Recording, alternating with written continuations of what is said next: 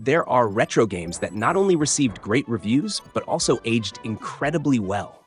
So I've brought another list of the top 10 retro games you need to play.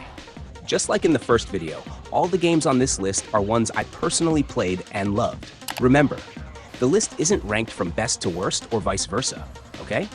If there's a game you were hoping to see that's not on this list, I've made a previous video that might be exactly what you're looking for. I'll leave it as a suggestion at the end of the video.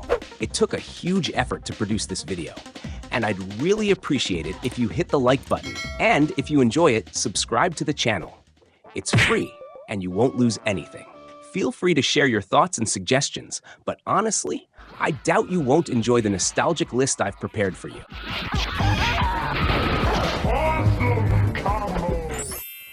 In the 90s, Disney was a big reference for incredible games they released. Disney's Magical Quest 3 is the last game in Capcom's platforming trilogy, and all the games in the trilogy are great. But the third game in the series is the best one, in my opinion. The game tells the story of Mickey and Donald, who enter a magical book to rescue Donald Duck's nephews, who were kidnapped by King Pete. Along the way, they encounter various enemies and obstacles, but they also get help from an old wizard who gives them special outfits with different powers. These outfits are a major highlight of this game, not to mention the music and excellent gameplay.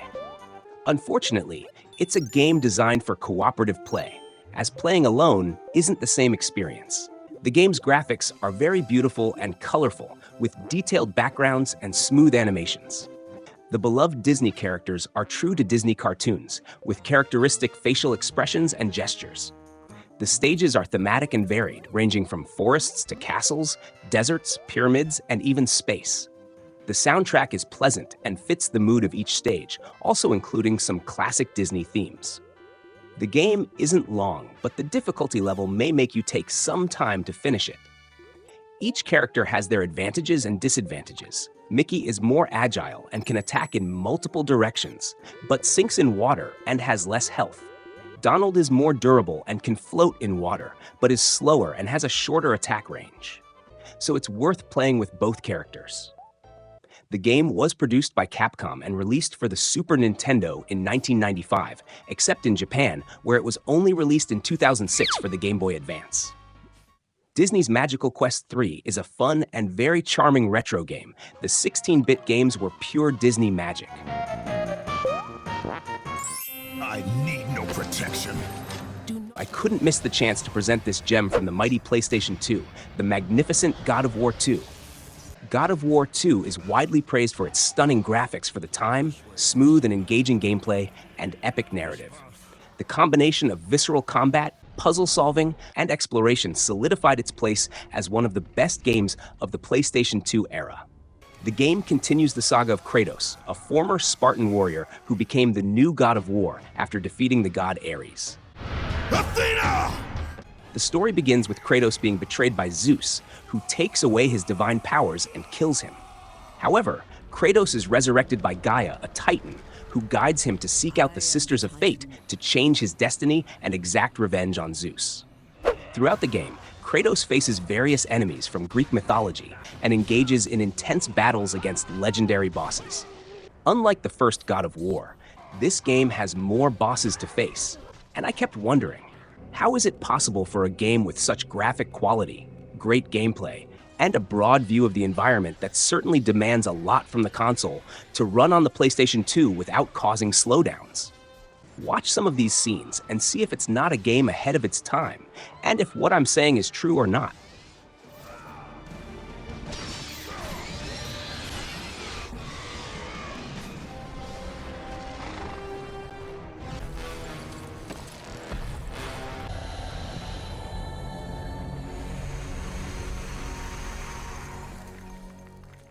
God of War 2 is the second game in the canonical franchise, and if you miss hack-and-slash games, this is an excellent option. We also use the quick-time events that work perfectly in this game due to its richness. It's an action-adventure game developed by Santa Monica Studio, released in March 2007. This game was groundbreaking. Some people asked why I didn't add God of War 2 in the first part of this video, and the rare gem is here. Here, Kratos was part of Greek mythology, but in the last two games of the God of War series, released for PlayStation 4 and PlayStation 5, he now ventures into Norse mythology. I miss the Kratos from Greek mythology. Do you miss him too?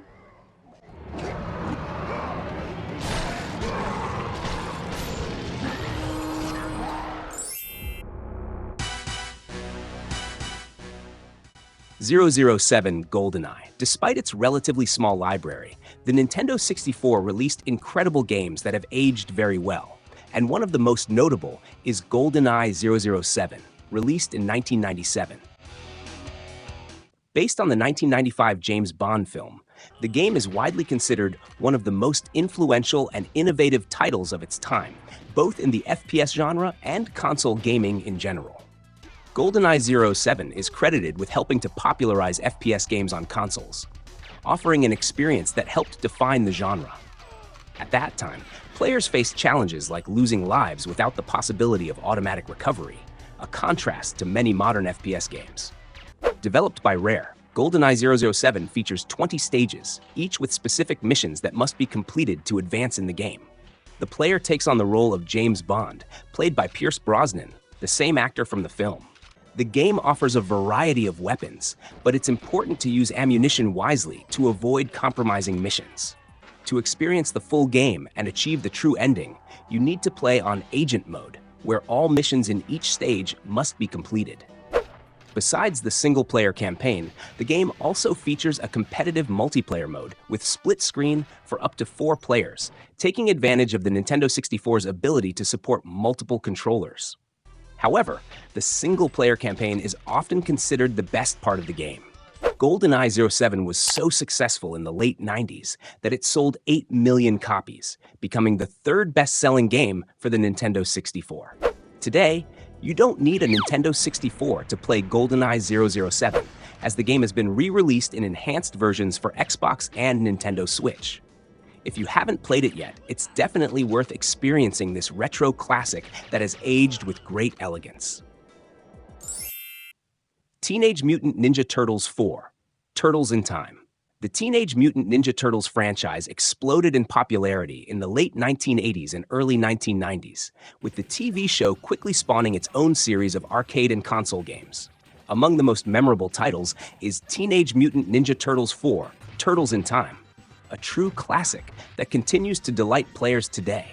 Released for the Super Nintendo in 1991 and for the Sega Genesis in 1992, Turtles in Time is a highly acclaimed beat-em-up game developed by Konami. This title is a continuation of the previous Teenage Mutant Ninja Turtles games and is widely praised for its engaging gameplay and refined combat mechanics. The Super Nintendo version is especially notable for coming close to the experience offered in arcade machines, though it was limited to just 2 players simultaneously, whereas arcade versions allowed up to 4 players. Even with this limitation, the Super Nintendo version offers immense fun. Who doesn't remember the thrill of throwing enemies across the screen? If you haven't played it yet, consider trying the arcade version or even the console versions. Teenage Mutant Ninja Turtles 4: Turtles in Time is one of those beat-em-up games that never goes out of style. However, it's also a challenging and tough game, the kind of game that is missed in today's world. Additionally, there was also Teenage Mutant Ninja Turtles 2, the arcade game, which had a slightly inferior version for the Nintendo Entertainment System, but is also highly recommended. Especially the arcade version, with its memorable soundtrack and faithfulness to the original game, is a must experience for fans of the series.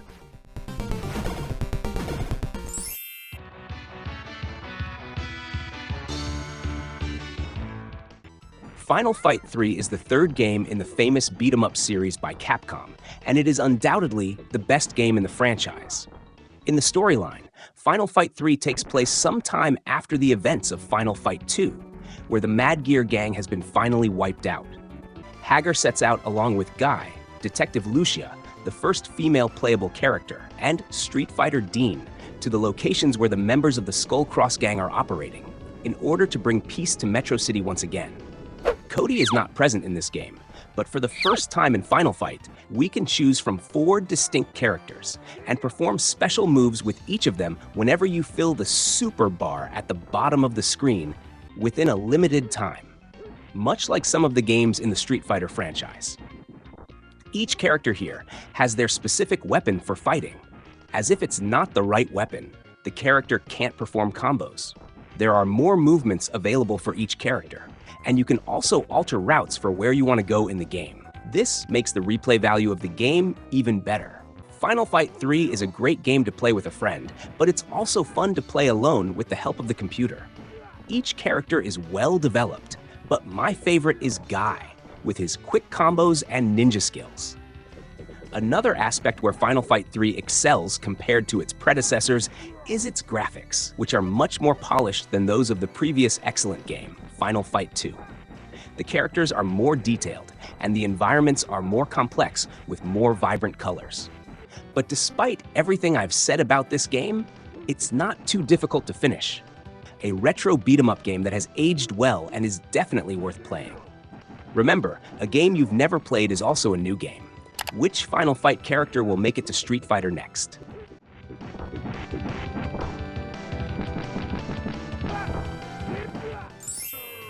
Killer Instinct is a 90s classic that redefined fighting games of the era and is still admired by many today. Released initially for arcades in 1994 and later for the Super Nintendo with an exclusive black cartridge, the game offers an unparalleled experience, especially in the arcade version. The game is set in a fighting tournament known as Killer Instinct, hosted by the fictional corporation Ultratech. Ultratech uses the tournament to discover and recruit fighters with special abilities and supernatural powers. The game is reminiscent of the Mortal Kombat franchise, with its similar combos and finishing moves.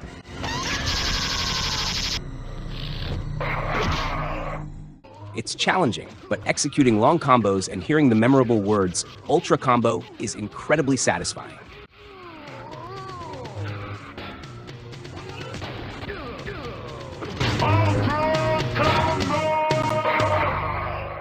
The game features only 11 characters and includes one of the most overpowered bosses in fighting games. The finishers in the arcade mode are stunning and well crafted, whereas the Super Nintendo version, due to its limitations, is quite poor, largely because it restricts blood in the finishers.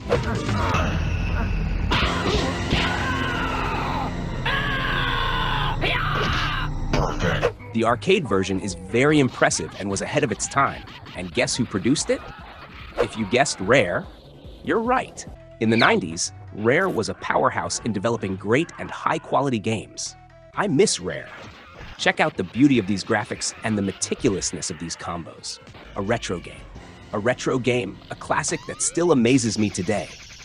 I must say, it's a better fighting game than some of the current ones.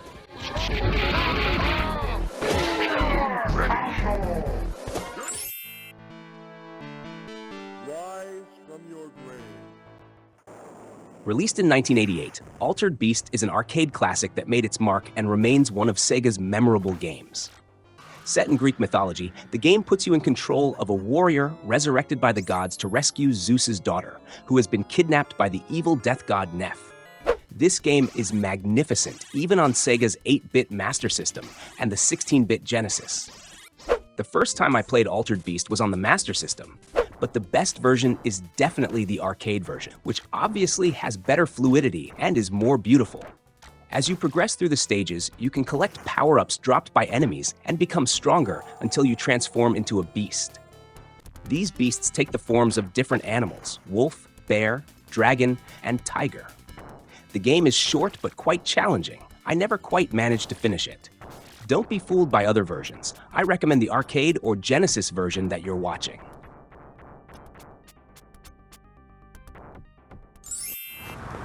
I could drive as well as CJ, man, I'm telling you. Released in 2004, GTA San Andreas is one of the most iconic games in the Grand Theft Auto series and a true milestone in the open-world gaming era. Set in the early 90s, the game takes place in the fictional state of San Andreas, inspired by real-life locations like Los Angeles, San Francisco, and Las Vegas. It might not be the best GTA of all time, but it was a huge hit and is now a retro classic celebrating 20 years. Rockstar really nailed it with this game. With a massive map and an engaging story, GTA San Andreas is one of those titles you've definitely played if you haven't been frozen for the last 20 years. CJ? Oh, my dog! What's up? Among the older GTAs, this is undoubtedly the best, especially because the story, in my opinion, is the most epic of them all. And it's worth noting that as of this video, GTA 6 hasn't been released yet. What makes GTA San Andreas so special is the gameplay freedom. You can explore 3 huge cities, Los Santos, San Fierro, and Las Venturas, each with its own style and urban life. For the first time in the series, you can get a haircut, work out, change clothes, and even get girlfriends. Leaving this gem out would be a crime. If you don't want to play the PlayStation 2 version, I recommend checking out the definitive edition released by Rockstar. Although it received mixed opinions, the version has improved graphics. Even though it didn't sell as much as GTA 5, GTA San Andreas still rocked with nearly 28 million copies sold, proving it's a classic that has aged very well. It's OG Loc, homie! OG Loc! My bad. How was it though, homie? In this game, I need to cover all 3 titles from the franchise: Metal Gear Solid 1, 2, and 3. These are the stealth games that deserve to be here. All 3 games were developed by Konami and are exclusive to PlayStation. Although Metal Gear Solid 1 on the PlayStation 1 is graphically inferior to 2 and 3, it's still a fantastic game. Released in 1998, Metal Gear Solid is a landmark in action and espionage gaming. Created by the incredible Hideo Kojima, the game revolutionized the genre with its cinematic narrative and innovative stealth gameplay. What makes Metal Gear Solid unforgettable is its unique approach to stealth. Instead of confronting enemies head-on, the game challenges you to use stealth and strategy to avoid direct confrontations. The enemy's AI, various infiltration methods, and the ability to use the environment to your advantage define the gameplay. And this applies to all 3 games. You can simply tap on a wall to attract attention, or even hide under a giant cardboard box that Solid Snake pulls out of nowhere.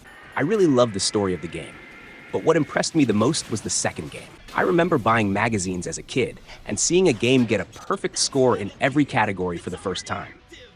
After all, the graphical leap from PlayStation 1 to 2 was massive. Metal Gear Solid 3 fits the same pattern, but chronologically, the story takes place before Metal Gear Solid 1, and we play as Big Boss rather than Solid Snake.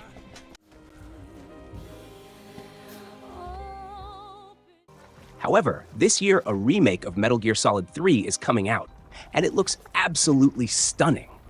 Or you can check out Metal Gear Solid The Twin Snakes, which was released for the underrated Nintendo GameCube and looks much better than the PlayStation version.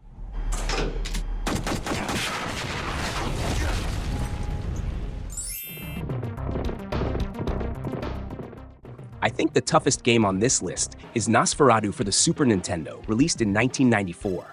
This game is known for its unique style and dark atmosphere, featuring both common enemies and very challenging bosses. Not to mention the race against time, it has a unique and well-crafted gameplay style. The story revolves around a character who must face a series of monsters and creatures inspired by classic horror films, including vampires, zombies, and other malevolent entities. The protagonist is a hero on a quest to save his wife, who has been kidnapped by Nas Feratu, the evil vampire haunting the castle. In this game, you can run, push walls, jump long distances, and diversify your attacks. You need to be agile and cautious because every hit you take makes a difference. This game has obstacles that can make you lose countless times. The visual design and soundtrack create a haunting atmosphere that adds to the immersion in the game's gothic and supernatural world. The player can collect different weapons and powers to help tackle the enemies and bosses encountered throughout the game. The bosses in this game are very tough, and I lose so often that I end up turning it off before finishing. I've never completed this game. You might be wondering why I didn't include other retro games that are also great and have aged well. I should mention that I previously made a video on the top 10 incredible games you need to play, and this is the second part. If you enjoy these videos, you should definitely subscribe if you aren't already. I'll definitely make more videos in this series, as there are still many more games to include. A huge thank you to everyone who watched the video this far, and I recommend checking out the first part. See you in the next video.